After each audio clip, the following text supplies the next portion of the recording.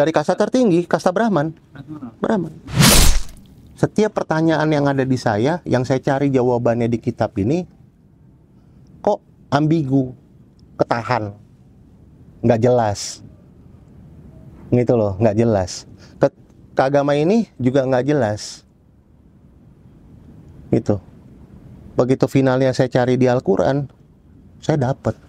Bismillahirrahmanirrahim. Ya ayyuhalladzina amanu udkhulu fis-silmi kaffah.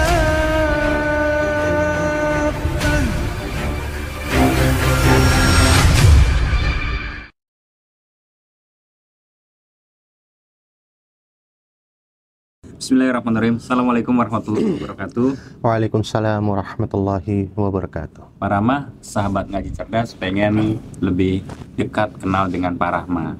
Alhamdulillah. Karena sebelumnya video Pak Rahma ini viral, Masya Allah. di TikTok maupun di YouTube ya, tentang kisah hijrahnya Pak Rahma. Boleh memperkenalkan diri nih Pak Rahma di sahabat ngaji cerdas, latar belakang, backgroundnya, itu dulu. Ya, nama saya Rama. Saya dahulu itu tahun 99, sebelumnya itu saya beragama Hindu. Dari keluarga kasta Brahman, di mana orang tua saya orang India. Nah, tahun 99 itu saya mulai masuk mualaf, masuk Islam. Triggernya kalau boleh tahu bagaimana Pak? Ya, triggernya pernah saya juga ucapkan di podcast sebelumnya. Ya, pada saat lagi sembahyang memang saya telat karena habis pulang dari kuliah. Sembayang tuh? Iya, jadi kan di rumah itu ada semacam tempat sembayangan kecil yang selalu dilakukan sama bapak almarhum dengan kakak dan adik-adik saya. Nah, pada saat itu saya kok nggak datang, dianggap bapak begitu. Padahal saya lagi mandi baru selesai pulang kuliah. Nah, pada saat saya datang itu sudah telat, sembayangan sudah dimulai. Nah, bapak itu melotot marah. Itu. Nah, setelah selesai, ya yang ada saya ditegur keras. Nah, di situ saya berpikir, karena saya punya logik. Saya berpikir, kok seperti ini? Gitu. Kan saya baru pulang capek. Itu memang apakah harus tetap jam segitu harus bareng atau bagaimana? Nah, disitulah akhirnya saya belajar mencari tahu. Dan memang ada satu titik yang memang saya tidak ceritakan juga di podcast sebelumnya, di mana waktu saya sekolah itu, dari SD itu saya belajar bukan Hindu. Oh, apa belajar? Karena pada saat itu saya belajar Islam. Bisanya belajar Islam bagaimana? Karena untuk ngambil nilai, karena nggak ada agama Hindu di sekolahnya. Oh, iya. Sekolah negeri ya? Sekolah negeri. Iya. Nah, sampai SMA itu akhirnya saya belajar di Kristen. Sekolah Kristen? Iya. Berarti swasta? Swasta. Sekolah Kristen? Iya. SMP Loyola, Pasar Rumput. Laturahari. Iya. Situ. Nah, situ saya masuk lagi, pindah ke SMP negeri, belajar Islam lagi. SMA saya masuk Budi Utomo, belajar Islam lagi. Jadi saya memang udah mengenal Islam. Jadi sempat membandingkan ya? Ya, akhirnya saya pelajari semua agama. Saya pelajari. Nah, triggernya, posisi tepatnya itu ada di azan. Azan. Tepatnya di azan. Karena merdunya atau karena apa gitu? Enggak, coba ditelaah azan itu. Ditelaah. Setiap kalimat dan bait yang Allah ucapkan itu sebenarnya bukan hanya sekedar panggilan sholat. Kenapa sih satu muka bumi ini hitungan waktunya itu semuanya berkumandang dengan azan? Betul kan? Betul. Karena berputar kan, rotasi azan setiap negara. Nah, Allah memberikan satu peringatan, warning. Lihat kalimat Allah dalam kalimat pertama, Allahu Akbar, Allahu Akbar, Allah Maha Besar. Sampai 2 kali Allah ucap, Allahu Akbar, Allahu Allahu Akbar. Masa nggak paham kalau Allah Maha Besar? Asyhadu an la ilaha illallah. Ketiga kali Allah tekankan, nggak ada Tuhan selain saya. Waktu itu udah tahu artinya atau gimana? Kan saya sudah belajar dari SD. Oh iya. Nah, kalimat keempat kan ditenangin sama Allah. Asyhadu anna Muhammadar Rasulullah. Muhammad utusanku. Hayya 'alas shalah. Ayo salat. Hayya 'alal falah. Setelah salat saya kasih kamu menang. Dan Allah menunjukkan dua bait terakhir yang saya pahami itu karisma atau boleh dibilang rahmatan alamin ya Allah. Siapa yang paling hebat? Allah. Allahu Akbar, Allahu Akbar. La ilaha illallah. Nggak ada Tuhan selain saya. Makanya dalam surah Al-Imran itu Allah mengatakan, kalau nggak salah ayat ke 17 apa 18, Syahidallahu annahu la ilaha illahu wal malaikatu wa ulul ilmi qa'iman bil qist. Syahidallah, Allah menyatakan bahwa Tuhan itu tiada selain Dia. Ya, saya memahami artinya apa. Jangan ganti nama Allah dengan Tuhan. Orang bisa mengatakan, oh orang itu sudah menolongin saya, sudah seperti Tuhan. Oh duit itu nggak menolongin saya bisa beli itu. Anda mentuhankan. Tapi nama Allah jangan engkau ganti.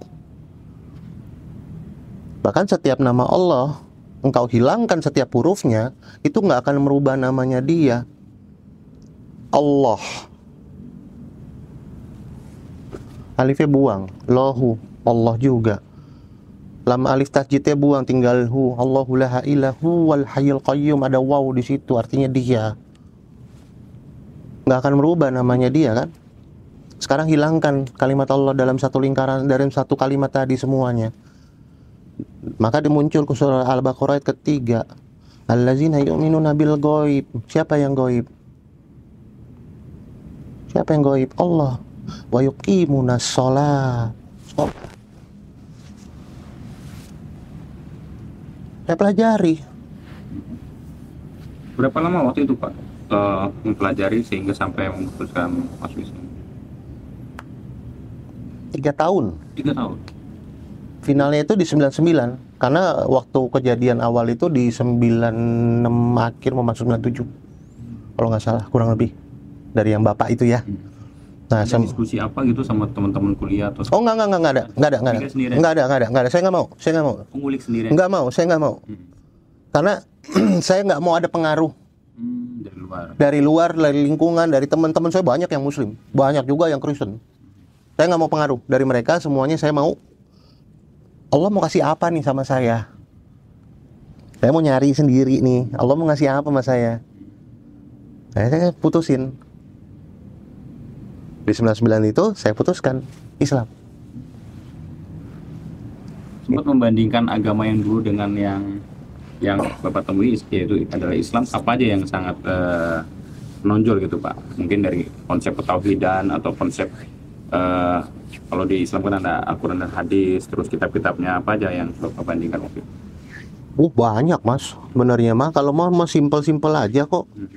Banyak pertanyaan-pertanyaan yang nggak bisa saya utarakan secara detail karena panjang sekali. Gini, buat saya secara personal, secara pribadi, setiap pertanyaan yang ada di saya, yang saya cari jawabannya di kitab ini, kok ambigu, ketahan, nggak jelas, gitu loh, nggak jelas. Ke agama ini juga nggak jelas. Gitu. Begitu finalnya saya cari di Al-Quran, saya dapat. Intinya seperti itu. Memuaskan akal ya. Karena Al-Quran itu bisa dipakai dengan logik. Bisa dipakai dengan logik. Itu seperti orang yang sudah wafat. Kenapa nggak bisa balik ke alam dunia? Seperti dua air yang tidak bisa dipersatukan. Kan ada dua air tuh, Allah. Karena ada batas. Betul kan? Itu kan salah satunya. Nah, 1400 tahun yang lalu itu sudah tertulis. Nah, baru ketahuan ya. Iya. Itu salah satu. Itu. Nah, dan akhirnya saya juga mencari tahu. Nah, karena kalau saya balikin, kenapa sih di Al-Quran itu harus nama-nama para nabi dan ada juga nama tanda kutip binatang? Ya dong, An-Naml. Ya dong, Al-Baqarah. Pernah tahu nggak? Ya, walau alam bisawab, itu CCTV-nya Allah. Najm. Iya. Najm. Iya, bintang. Iya. Anda nggak bisa lari dari kebohongan. Apapun yang Anda lakukan, Allah tinggal perintahkan. Iya dong. Buka semuanya. Iya dong. Antum mau sholat, ada lalat, ada semut. Iya dong. Amal, semut. Laporan nggak semuanya itu?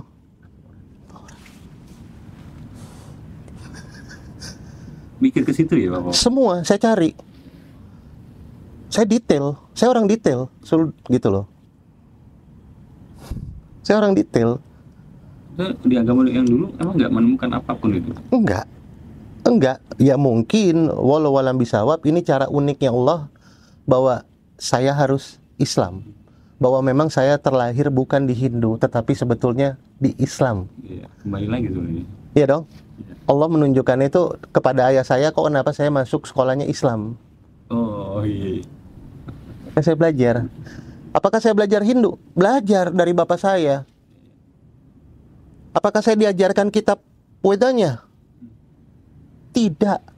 Alasannya, Pak? Ya nggak tahu. Saya nggak bisa baca, tapi saya hafal bacaannya. Gitu, saya hafal bacaannya. Padahal kan Tapi maknanya saya harus cari sendiri. padahal kan ayahnya Pak Rama ini kan Dari kasta tertinggi, kasta Brahman. Itu. Bahkan tanda kutip salah satu orang tersohor di sini. Bisa disebutin. Nggak bisa. Saya menghormati keluarga saya. Gitu. Orang terpandang di sini kok. Kalau di kalangan orang India tahu begitu ngeliat muka saya. Apalagi kalau podcast ini muncul. Dan ini akan bikin heboh. Bahkan yang podcast awalnya saja sudah heboh. Jadi sebenarnya intinya mah simple, sangat sederhana. Di Islam itu kenapa sih banyak regulasi? Kenapa sih banyak peraturan?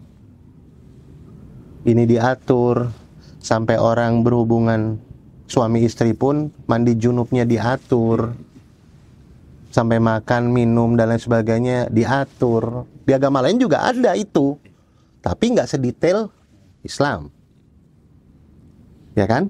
Itu sejalan sama Pak Rama yang orangnya detail ya. Ya, makanya karena sebenarnya kalimat Allah di situ kan jelas dalam surah Al Imran, A'udzubillahi minasyaitonirrajim.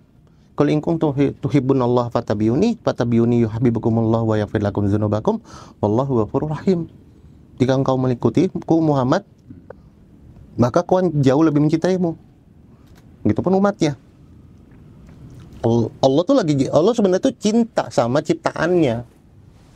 Sekarang gini deh. Antum buat maksiat yang sangat luar biasa. Dari ujung rambut sampai ujung kaki nih. Dari yang namanya narkoba, dari yang namanya maksiat apapun, zina, tetek bengek, apapun itu. Tiba-tiba antum datang nih sama ke tempat ke ibu atau bapak atau kedua-duanya. Terus antum ngucap nih, "Papa, Mama, aku mau minta maaf. Aku ngaku salah." Itu ada statement tuh. Kebanyakan umat muslim itu cuma bilang sama Allah, Allahumma gfirli, ya Allah, aku mau minta maaf. Tapi nggak ngaku. Belajar dulu ngaku. Papa, Mama, aku datang, aku mau minta maaf, aku ngaku salah. Tolong bimbing saya. Apakah orang tua akan memaafkan anaknya? Udah pasti. Bahkan akan dilindungi dengan nyawanya. Betul? Nah sekarang antum datang ke tempat Allah, apa Allah nggak akan ampuni? Karena Allah punya sifat rahmat. Itu. Baca surah Az-Zumar ayat ke-53. Hambaku yang sudah sampai maksiatnya sudah melampaui batas, jangan khawatir. Karena Allah punya sifat rahmat. Itu kan yang paling ditakutin ayatnya sama iblis. Udah capek-capek tuh iblis, mau godain detek bengek, nggak taunya sama Allah. Itu hebat. Az-Zumar ayat ke-53. Itu. Jadi pelajari satu persatu, step by step pelajari. Tapi sebelum mempelajari itu, gimana caranya kita? Gimana cara kita untuk bisa belajar ke level step by step, setiap hari naik, biarpun 0,00001% deh, tapi ada kebaikan. Jadi kejar daripada pendosa yang lain, gitu. Berdamailah, belajar berdamailah dengan diri sendiri dulu. Itu, berdamai dengan diri sendiri dulu. Pernah nggak sih, ini kan jasad, ini ruh dititipin, jadiin satu. Antum yang berangkat, ini ruhnya, jasad ditinggal. Pernah nggak sih ngucap sama jasad? Pada saat nanti di akhirat jasad misalnya dipanggil sama Allah, engkau masa terzolimi apa? Apa yang sudah ruh masuk ke dalam itu yang telah zolim terhadap kamu? Dia akan ngomong, ginjalku rusak, rezeki haram masuk ke dalam tubuhku ya Rob. Engkau berikan rezeki halal, ya, dengan gaji yang Allah sudah tetapkan, tiba-tiba dirubah sama dia menjadikan rezeki haram. Muncullah penyakit stroke, muncullah penyakit-penyakit yang lain, karena masuknya rezeki haram. Pernah nggak ngucap sama tubuh sendiri, gitu, ya jasad yang telah Allah titipkan bersatu kepadaku, kalau aku memang selama ini telah menzolimimu, aku mau minta maaf. Ucap aja, nggak apa-apa. Itu. Nanti di akhirat dia akan ngomong kok. Gitu. Maka kan Allah mengatakan apa? Nggak ada penyakit yang nggak bisa disembuhkan. Kuncinya dalam surah Al-Anbiya. Rabbahu anni masanad duruh wa anta arhamar rahimin. Wa ayyuba isnada. Kita pakai yang tengahnya. Rabbahu anni masanad duruh wa anta arhamar rahimin. Ya Allah, Rob, Engkau yang maha penyayang kepadaku. Anni masanad duruh, anni, aku. Penyakit ini sudah menggerogoti saya mau minta maaf. Saya ngaku salah selama ini. Artinya apa di situ? Antum berdamai sama diri sendiri. Kalau sudah berdamai sama diri sendiri, antum naik levelnya ke tingkat ikhlas. Dari paling bawah tingkat sabar. As-sabirina was-sadiqina wal-qanitin. Dalam surah Al-Imran juga ada. Banyak pertanyaan-pertanyaan saya itu dijawab di dalam surah Al-Imran. Itu as-sabirina was-sadiqina wal-qanitin wal-qanitina wal-munfikina wal-mustaghfirina bil ashar. Ujungnya ashar. Masuk ke dalam surah Al-Zariyat, surah ke-51. Wabil asharihum yastaghfirun. Di penghujung malam, hum, mereka, yastaghfirun, mereka meminta maaf. Jadi tahajud atau setelah tahajud, antum memohon, ya Allah, aku minta maaf, aku ngaku salah. Aku salah.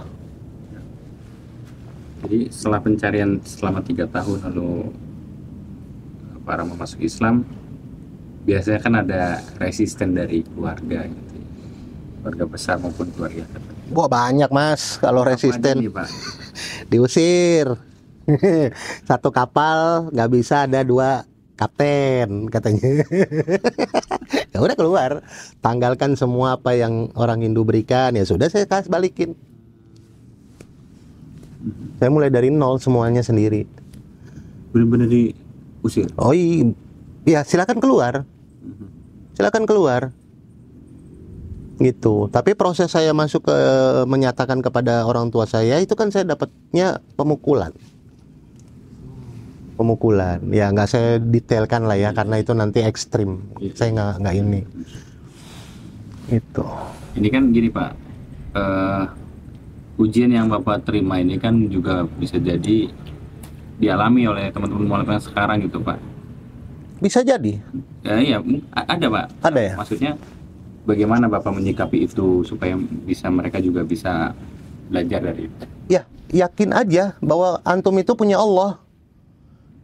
Kalau memang antum sudah yakin dan apapun hidup antum sudah antum pasrahkan sama Allah, yaitu Islam. Makanya Allah mengatakan innad dina indallahil Islam. Wa makhtalafal ladzina utul kitaba illa min ba'di ma ja'ahum ja'ahumul ilmu bagian bainahum wa may yakfur bi ayatillah fa innallaha sariul hisab. Bahkan sampai ujung rezekimu aku udah perhitungkan semua. Itu Islam. Itulah indahnya Islam. Islam itu artinya antum pasrah, antum tawakal. Yang Allah butuhkan kan cuma dua. Allah nggak butuh sholat kita. Allah nggak butuh sholat, yang butuh antum. Karena antum merasa diri antum bersalah, antum mau minta maaf sama Allah. Antum, apakah Allah butuh zakat antum? Enggak, antum yang butuh. Tapi yang Allah butuhkan apa? Dua. Dalam surah Al-Mulk ayat kedua, yang pertama, Allazi khalaqal mauta wal hayata liyabluwakum ayyukum ahsanu amala. Amalmu mana? Yang kedua, surah Al-Baqarah ayat ketiga, At-Tolak ayat kedua bait terakhir. Surah At-Tolak ayat ketiga di tengah. Nah, Al-Baqarah ayat ketiga 63, ayat Al-Baqarah ayat 63 di tengah. Khudzu ma atainakum biquwwati waskuru ma fihi la'allakum tattaqun. Takwamu mana? Takwa. Wa may yattaqillaha yaj'al lahu makhraja. Jika engkau bertakwa kepadaku, maka urusanmu aku selesaikan. Makhraja. Engkau mau minta rezeki, wa yarzuquhu min haitsu la yahtasib. Wa may yatawakkal 'alallahi fa huwa hasbuh. Aku yang turun langsung selesaikan sendiri. Ya kan? Innallaha balighu amri qad ja'allahu likulli syai'in qadra. Selesai. Antum harus yakin. Jadi ini sih pendapat dan saran dari saya untuk orang-orang yang proses hijrah ataupun yang memang di Muslim. Usahakan tidak hanya sekedar membaca Al-Quran. Membaca Al-Quran itu sangat luar biasa. Saya cuma memberikan saran kepada teman-teman, saudara-saudara semuslim, bacalah Al-Quran minimal 1 hari 1 ayat, tetapi pahami artinya. Cari tahu Allah maunya apa. Gitu loh, supaya Allah jatuh cinta sama kita. Allah maunya apa?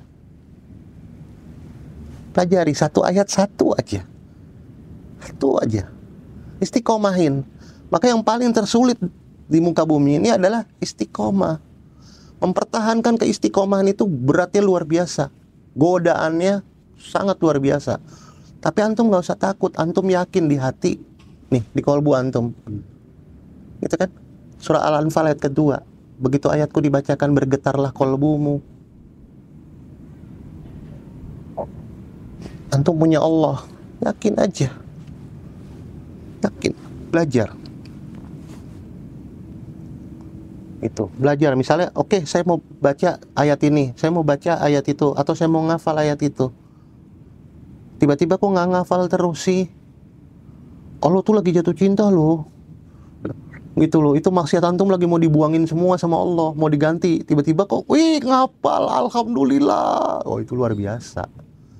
Tapi begitu antum sudah berdamai sama diri sendiri, saya berani bertaruh, antum ngafalin Qurannya mudah. Ada ini nggak Pak? Ada konflik yang sampai sekarang susah dilupakan gitu dengan orang tua atau saudara sendiri ketika Bapak memiliki agama Islam? Sampai sekarang nggak ada, buat saya sudah nggak ada. Karena semenjak saya awal-awal saya mendapatkan yang saya tadi sampaikan, pemukulan atau apapun itulah, ya intinya mereka membenci saya itu hak mereka, itu loh. Mereka nggak mau terima saya, itu hak mereka. Sampai ibu saya dibuang, saya yang rawat dan sebagainya, itu hak saya. Karena Islam mengajarkan jangan lihat agama. Ibu. Nah, setelah podcast ini ibu nggak terima saya, karena saya buka di podcast ini, itu hak ibu. Terserah. Tapi saya tetap berpedoman, saya menghormati keluarga saya, ibu saya, dan yang lain. Karena Islam itu nggak ngajarin itu. Makanya saya lagi berproses untuk berdamai dengan diri saya sendiri. Saya nggak mengatakan saya sudah. Kalau saya sudah, berarti saya wastakbaro, saya sombong. Nah, itu ilmunya iblis. Saya proses, sampai mati pun saya berproses. Mereka sampai hari ini nggak suka sama saya, silakan, memang benar nggak suka sama saya. Karena Bapak masuk Islam itu ya? Oh iya, dan itu pun sampai, ya tanda kutip, di podcast sebelumnya nggak saya sampaikan itu, sampai saya diproses di pengadilan. Oh iya. Proses di pengadilan sampai saya dinyatakan bukan anak. Akhirnya terbukti bahwa saya anak karena saya kembar. Oh gitu? Oh iya, tapi kembar beda 2 sel telur, beda wajah. Ah iya, mau bilang apa? Ya kan? Itu uniknya. Allah bukakan semua itu. Kenapa saking benci banget gitu, Pak? Apa karena kasta tertinggi atau gimana, Pak? Ya kan mungkin wallahu alam bisawab. Saya nggak mau menghukumi atau menjudgment atau menghakimi. Ya mungkin ini penilaian saya secara pribadi. Mungkin Bapak ini kan punya jemaatnya, kasta tertinggi dan lain sebagainya. Kok anaknya bisa ke Islam? Emang kastanya tuh apa aja, Pak? Mungkin kan ada yang belum tahu kasta dari terendah sampai tertinggi. Ya kembali lagi kan saya bilang tadi kan, saya kan belajar di Islam dari awal. Tapi kasta itu saya juga tahu, tapi yang kelima saya kurang tahu. Tapi yang pertama itu Brahman, Satria, Waisya, Sudra. Bapak yang berapa? Hah? Saya yang Brahman. Itu. Tinggi ya itu ya? Ya, makanya marga keluarga saya itu ya pendeta. Saya nggak mau sebut nama Indianya, karena kalau saya sebut Tahu semua. semua tahu. Itu mungkin yang bikin keluarga resisten banget ya, karena kan dari kasta tertinggi punya jemaat ternyata anaknya masih Islam. Ya mungkin itu. Tetaplah kalian semuanya belajar step by step, istiqomah. Itu yang memang yang tadi saya katakan sulit. Seperti contoh yang diajarkan Rasulullah pada saat kalian itu sholat di posisi ruku. Di situ kan ada kalimat Subhana Rabbil Azimi wa bihamdi. Maka yang diajarkan Rasulullah itu ada tambahan. Tambahannya apa? Subhanakallahumma wa bihamdik Allahumma gfirli. Kenapa saya bisa bilang begitu? Ibaratnya seperti ini. Zaman dahulu para raja-raja lagi naik di podium, di mana di bawah podium itu ada tentara, panglima, ada rakyat dan sebagainya. Mereka yel-yel menghormati panjang umur raja dan lain sebagainya. Ya, ada yang tangannya seperti ini, ada yang seperti ini, ada yang seperti ini dan sebagainya. Ya, ada yang begini, ya kan? Tapi kalau di Islam itu diajarkan apa? Dalam surah Al-Baqarah Allah mengatakan waqimus sholata wa atuz zakata warka'u maraqin. Rukumu mana? Salatmu mana? Zakatmu mana? Rukumu mana? Nah, saya jabarin dulu, saya nggak ke ruku dulu, tapi saya jabarin dulu menurut penilaian saya, menurut pendapat saya di sholat dan zakat. Setiap ada kalimat sholat pasti ada kalimat zakat. Zakat. Ya, sekarang sholat berapa waktu? 5. Ya habis sholat jangan keluar zakat lah, zakat subuh atau sedekah subuh, sedekah zuhur, sedekah asar, sedekah maghrib, sedekah isya. Nggak usah banyak-banyak, nggak pelit kok. 1000.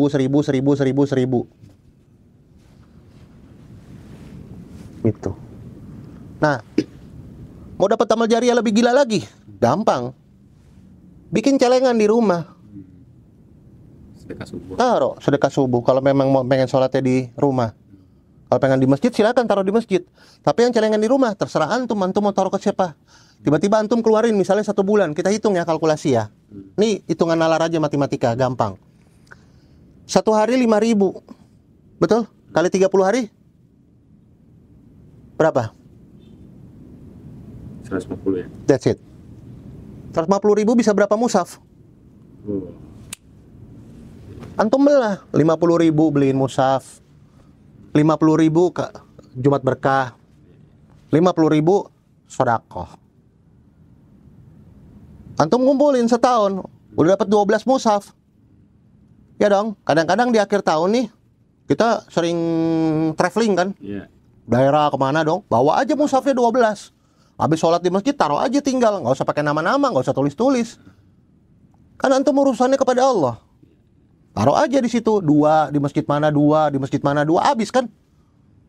Nanti Allah yang tetapkan, Allah yang tentukan. Betul nggak? Nggak berat kan? Nah, kenapa dijadikan berat? Padahal goceng loh. Asik ya. Oke. Oke, nah saya sekarang masuk ke ruku. Iya. Lanjutan dari tadi, raja yang pada naik. Ya dong, rakyatnya di bawah semuanya. Cara penghormatannya ada yang kayak tadi, seperti tadi semuanya itu. Allah mengajarkan kita untuk ruku. Maka bacanya apa? Di ruku. Subhana rabbiyal azim wa bihamdih 3 kali. Tambahin subhanakallahumma wa bihamdik. Artinya engkau menyanjungku, subhanakallahumma wa bihamdik. Itu yang tertinggi tuh. Antum tambahin Allahumma gfirli, ya Allah ampuni saya. Kita pada saat ruku kan seperti angin di sini. Nah, kita diciptakan dari 4 elemen. Yang pertama api. Allahu Akbar, berdiri, api berkobar. Antum ruku, seperti angin. Antum sujud, seperti air, hulu ke hilir. Antum duduk di tahiyat akhir atau awal, memang duduk di tanah. Tanah selama ini diam loh. Engkau boleh injak tanahku, tapi suatu saat nanti engkau akan masuk ke dalam tanahku dan akan kupertanyakan apa saja yang telah engkau lakukan di atas tanahku. Maka kembali lagi kepada antum, berdamailah kepada diri antum sendiri dulu. Artinya ego jangan dibesarin, hati dikecilin. Kalau antum sudah dapat itu semua, antum sudah dapat tingkat ikhlas ya. Maka kata Allah dalam surah Al-Imran, Qulillahumma malikal mulki tu'til mulka man tasya wa tanzi'ul mulka mimman tasya wa tu'izzu man tasya wa tuzillu man tasya biyadikal khair innaka ala kulli syai'in qadir. Hak untuk memuliakan, hak untuk mengangkat kemuliaan tadi, hak untuk menaikkan derajat, dan hak untuk menghinakannya. Dan banyak loh orang-orang yang kaya, hartanya luar biasa, hartanya miliaran. Padahal waktu dia hidup dikasih napas sama Allah, tidak ditunda rezekinya. Hartanya semuanya miliaran, aib dosanya miliaran, sedekahnya receh. Matinya pun di tanah wakaf, artinya dihina sama Allah. Wallahu a'lam bishawab. Kenapa dihina sama Allah? Aku lebih tahu daripada kalian. A'lamu ma ta'lamun. Itu hartanya haram. Aku tidak ridho harta haram kau pakai untuk masuk ke dalam liang kubur. Jangan khawatir, aku kirim dari masjid yang gratis. Yang gratis. Engkau akan wafatkan di tanah wakaf. Untuk bertemuku harus kembali lagi kepada suci. Jadi sadar bahwa hisab Allah itu ada. Oke, itu satu. Nah, yang terakhir, pada saat sujud terakhir, orang sering mungkin lupa atau mungkin belum tahu, saya nggak tahu. Tapi saya ajarkan satu amalan yang diajarkan oleh Rasulullah langsung. Setiap engkau sujud, maka dosamu semuanya akan kuampuni dan dijamin masuk surga. Itu bukan saya ngomong, itu ada di hadis riwayat Muslim. Begitu antum sujud terakhir, antum mengatakan subhana rabbiyal a'la wa bihamdi 3 kali. Antum ucapkan la ilaha illa anta subhanaka inni kuntu minaz zalimin. Antum ucapkan lagi Allahumma gfirli zanbi kullah diqqahu wa jillah wa awalahu wa akhirah wa alaniyatahu wa sirrah. Ya Allah, ampuni saya dari yang halus sampai yang terang-terangan, dari yang awal sampai yang akhir, dari yang tersembunyi sampai yang terlihat, dari yang terlihat atau dari tersembunyi, sirrah, tersembunyi. Kadu, aib antum itu semua kan ditutup selama ini sama Allah. Bahkan dalam surah Al-Isra pun Allah mengatakan pada saat nanti di akhir, bacalah kitabmu sendiri. Apakah ada malaikatku yang zolim kepadamu? Apakah ada malaikatku yang tidak mencatat amalanmu? Sudah semua kan? Itu dalam surah Al-Isra. Bacalah kitabmu. Cukup bagimu pada saat itu. Kau pelajari. Buka. Itu aja nggak Allah publikasikan. Itu hebatnya. Jadi kembali lagi, final adalah tetap baik saudara-saudara saya yang muslim, belajarlah. Tetap belajar kalian. Sedikit demi sedikit belajar. Ya, tetap istiqomah, karena memang istiqomah itu adalah tingkat yang paling tersulit. Paling tersulit. Nah, hati-hati orang-orang tanda kutip menurut saya yang mungkin belum dapat izin sholat tahajud malam. Mungkin dia terhina. Tapi kenapa orang-orang yang bisa tahajud itu dapat ketemu sama Allah? Karena ada satu kalimat yang jarang diucapkan orang pada saat setelah selesai sholat. Kalian ucapkan, Allahumma inni ridhoka wal jannah. Antum pengen gak sholatnya diridhoin sama Allah?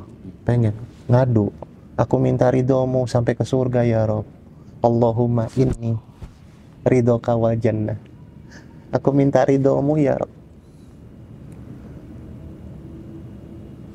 Anak berbuat maksiat dari ujung rambut sampai ujung kaki, begitu datang ke tempat orang tuanya dia mengatakan, Papa, Mama, aku mau minta maaf, aku ngaku salah. Dimaafin nggak? Datang ke tempat Allah, karena Allah punya sifat 2, Ar-Rahman, Nir-Rahim. Ya, punya 2. Datang ke tempat Allah, ya Allah, aku minta ridho, aku minta maaf, aku ngaku salah. Dimaafin nggak sama Allah? Makanya tadi saya bilang kalimat di awal, Az-Zumar ayat 53. Gitu loh. Sampai kalian sudah melampaui batas, jangan khawatir. Allah punya sifat rahmat di situ. Jangan khawatir, nggak usah takut. Kalau kalian istiqomah, yakin Allah itu ada. Allah itu bersama kalian. Ya. Belajar, pelajari. Yang paling keren tuh kalau sudah bisa belajar, minimal pahami artinya bismillah. Kenapa harus dimulai dengan kalimat bismillah? Hidup mati kalian lupa baca bismillah di makan atau minum atau apapun aktivitas, lalu dimulai dengan kalimat bismillahi awalahu wa akhirah. Betul? Kenapa dari awal sampai akhir lalu bismillah? Itu. Jabarin, pelajari. Kenapa harus dimulai dengan huruf ba? Kenapa setelah ba sin? Kenapa setelah sin mim? Kenapa setelah mim la? Ba, babun, gembok, ka, ba. Gembok, pintu kunci. Sin, ya sin, ya insan. Siapa yang pegang kunci insan? Siapa insan yang pegang kunci surga? Rasulullah. Walau walam bisawab, menurut saya yang saya pelajari sendiri. Yang saya katakan dari awal kan, saya belajar sendiri, saya mencari tahu. Biarpun saya ada gurunya, ada. Tapi mencari Islam itu saya belajar sendiri. Ya, insan. Nah, pada saat Rasulullah nanti di akhir zaman meminta kepada Allah untuk umatnya masuk surga, ya dong. Meminta apa? Walau walam bisawab, minta kunci. Yang Allah janjikan, Bismillah. Yasin. Ya insan, insan yang pegang kunci surga Rasulullah. Mim, makrifatnya Rasulullah. Nurnya Allah, setengah. Lam, ujungnya la ilaha illallah. Maka antum begini sholat. Itu saya menilai. Saya nggak akan jabarin lagi untuk yang huruf hijaiyahnya, mungkin lebih dalam, tapi nanti next. Ya. Nah, setelah umatnya sudah masuk surga, apa yang dikatakan umatnya? Alhamdulillah. Udah masuk surga kan? Siapa yang ngizinin masuk surga? Allah. Karena punya dua sifat. Ar-Rahmani Rahim. Semua akan kuhitung, akan kuhisap dengan pembalasan. Malik yaumiddin. Apa yang kau meminta? Iya, karena berdua iya, karena stain. Lalu meminta apa? Salah satunya, Ihdinas siratal mustaqim. Orang-orang soleh nggak bisa. Siratal ladzina an'amta alaihim ghairil maghdubi alaihim waladdallin. Nggak dapat mereka. Makanya dikatakan setelah itu lanjut. Ini semacam skenario yang memang sudah direncanakan oleh Allah, yang memang sudah, bukan rencanakan, memang sudah begitu, gitu loh. Terbaik. Makanya begitu dimulai dengan kalimat Bismillah, digembok lagi kunci pintunya. Artinya umat Rasulullah sudah pada masuk ke surga. Makanya di situ lanjut pada kalimat Alif Lam Mim. Allah sudah mengatakan, Zalikal kitabul la raiba fihi hudal lil muttaqin. Nggak akan ada keraguan. Al-Quran, aku sudah sampaikan.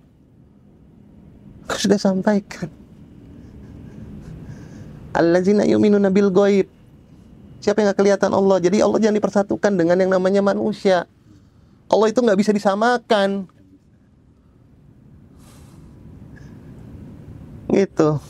Dan ada satu lagi yang saya pelajari sendiri. Walau walam bisawab. Ya.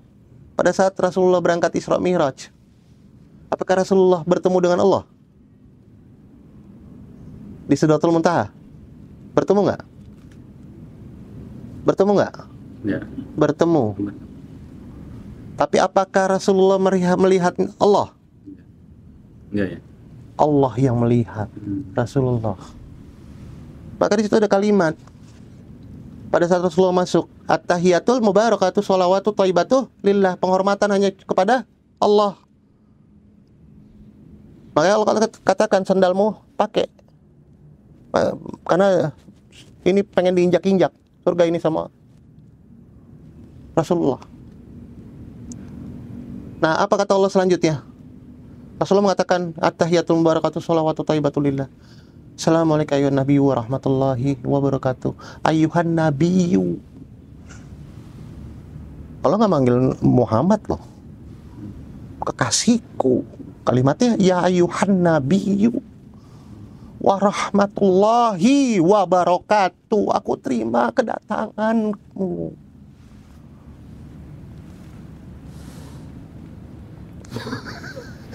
Kamu sendiri itu ya. Itu saya pelajarin, Mas. Jadi gini, intinya gini. Antum begitu sholat, jangan dibikin sholat 5 menit. Jangan dibikin hukum wajib selesai. Jadikan hukum kebutuhan. Kalau sudah jadi masuk level kebutuhan, berarti naik levelnya ke tingkat kebiasaan. Kalau saya nggak sholat, nggak tenang batin saya. Yang manggil Allah. Allahu Akbar, Allahu Akbar. Tar dulu deh, kerjaan belum kelar. Tar dulu deh, tanggung. Tar dulu deh, ini. Tanda kutip, mohon maaf. Apakah Allah pembantu? Bukan kan? Orang dipanggil pimpinan aja datang kok. Sini, datang. Panggil ke ruangan. Datang. Ya Pak, ada apa Pak? Panggil Allah, ntar dulu. Masya Allah, astagfirullahaladzim. Terus kalau rezeki antum ditunda gimana? Ayo. Komplain. Nah, jangan dong. Ngadu sama Allah itu jangan 5 menit. Naikin. Gitu, naikin 10 menit kayak sholatnya. Ngadu artinya apa? Pahami bacaannya. Setiap gerakan pahami dulu. Berapa persen antum paham? Belum ada yang tahu, masing-masing punya tahu kadarnya masing-masing. Tapi pertanyaan saya yang terakhir kepada teman-teman semua, yang final nih saya kasih tahu. Berapa persen antum memberikan kehidupan di duniawi ini demi kepentingan antum, dan juga berapa persen antum memberikan kehidupan antum di dunia ini untuk haknya Allah. Yang antum kejar kebanyakan duniawi. Padahal di sini semuanya mainan. Yang punya hak siapa? Allah. Berapa persen antum deketin Allah? Berapa persen? 5%. Ego. Betulin dulu. Ya, ini trigger, teguran.